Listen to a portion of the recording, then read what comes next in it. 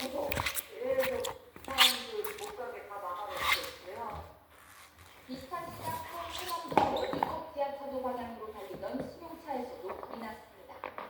운전자가 빠르게 내려 다친 사람은 없었지만 수과점에서 한때 일대 도로가 정체됐습니다. YTN 송재입니다.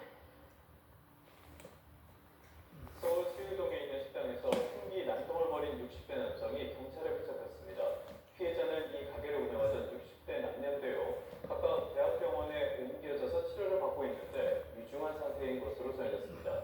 황윤태 기자입니다. 휴일 오후 2시 20분쯤 도망치듯 가게를 뛰쳐나오자마자 주저앉는 여성. 부축하던 남성은 얼굴과 목에서 한참 동안 손을 떼지 못합니다. 1분도 지나지 않아 이들을 뒤따라 나온 또 다른 남성. 여성을 추가로 위협하려 하자 근처에 있던 시민들이 단체로 달려들어 막아냈다. 제압당한 남성은 서울 수유동에 있는 감자탕 가게에서 흉기를 휘두른 60대 A씨입니다. 이후 현장에 도착한 경찰관이 A씨를 현행범으로 체포하면서 대낮에 흉기 난동은 중단됐지만 감자탕 가게 주인인 60대 남녀는 중상을 입고 대학병원으로 옮겨졌습니다. 저는 그냥 지원을 하고 있는 상황에서 빨리 오라고 소리치고 있는 상황이에요. 아저씨가 나 정말 지금 숨쉬기 너무 힘들다고 막 그러시더라고요. 목격자들은 결제 과정에서 A씨가 화장 남녀에게 시비를 걸어 승강기가 벌어지자 준비해온 흉기를 꺼냈다고 전했습니다. 경찰은 체포 당시 A씨에게 술 냄새가 났다고 밝혔는데 목격자들의 진술을 토대로 구체적인 범행 경위를 조사할 방침입니다. YTN 황윤주입니다.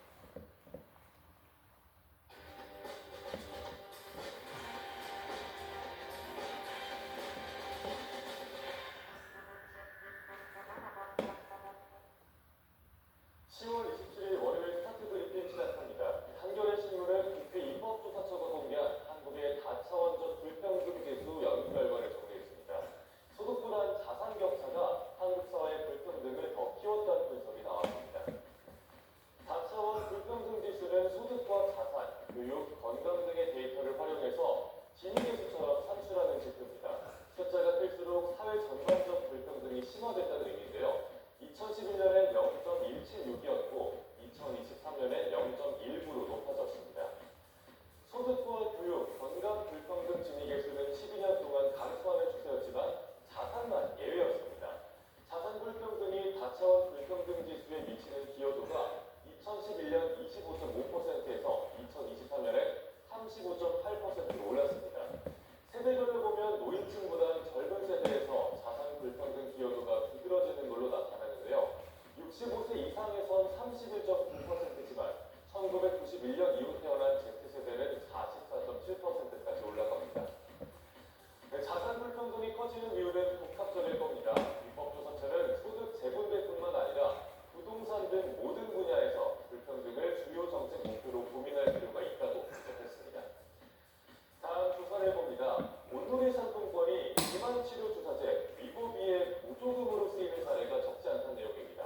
위고비의 성지로 통하는 서울 종로 한 약국의 매출을 들여다보겠습니다. 올해 1월부터 9월까지 온누리 상품권 결제만으로 누적 매출이 231억 원입니다. 10% 할인 구매가 가능한 온누리 상품권 이용 시 위고비 최저가 성지로 입소문을 탔기 때문이죠. 해당 약국은 위고비가 국내에 출시되기 직전에 온누리 상품권 가맹점으로 등록했다고 합니다. 소상공인을 도와야 할 온누리 상품권이 위고비를 싸게 살 수 있는 보조금이 되는 상황인 겁니다. 고도비만이 아니어도 처방전을 내주는 사례가 늘고 있고요. 위고비 처방 건수는 올 상반기에 약 35만 건까지 늘었습니다. 오남용이 우려되는 의약품을 지정해서 관리하는 동시에 소상공인과는 거리가 먼 약국이나 병의원의 온누리 상품권 가맹을 재검토해야 한다는 지적이 나옵니다. 끝으로 서울신문입니다. 눈앞으로 다가온 AI 변호사 시대를 다뤘습니다. 소장도 쓰고 법률 상담도 척척 해내고 있는데 그 능력이 이미 초임 변호사들의 실력과 맞먹는다고 하네요. 챗GPT 같은 생성형 AI에게 법률 상담을 받는 건 이제 어려운 일이 아닙니다. 의뢰인뿐만 아니라 변호사들도 AI를 업무 보조용으로 활용하고 있습니다.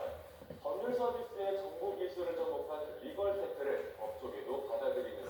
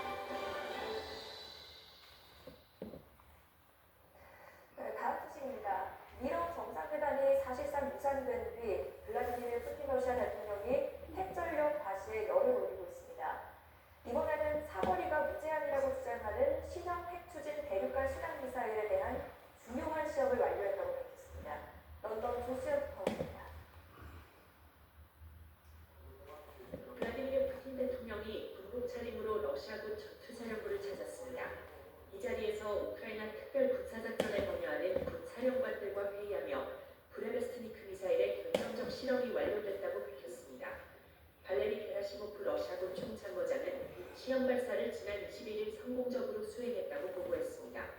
또 이전과 달리 미사일이 15시간 동안 공중에 머무르며 최소 14,000km를 원자력을 이용해 비행했고 이것이 한계는 아니라고 강조했습니다.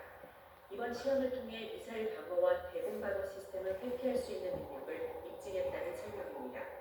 푸틴은 핵심 과제를 달성했다며 미사일 배치 전 최종 단계에 대한 작업을 시작해야 한다고 주문했습니다.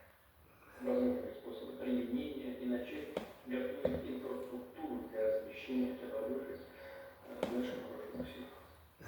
푸틴 대통령은 지난 22일에는 육해공 전략 핵자산을 공개하는 훈련을 감독했습니다. 러시아에 잇따른 핵전력 과시는 우크라이나 전쟁 종식을 위한 미러 정상회담이 보류되고 미국이 러시아 대형 석유 회사를 제재한 상황에서 이루어졌습니다. 이런 가운데 크렘린궁은 미러 정상이 회담을 너무 오래 연기하면 안 된다는 공감대를 형성하고 있다고 밝혔습니다. 아직 조율해야 할 사안이 남은 지금 정상회담을 개최하는 건 의미 없지만 불필요한 지연을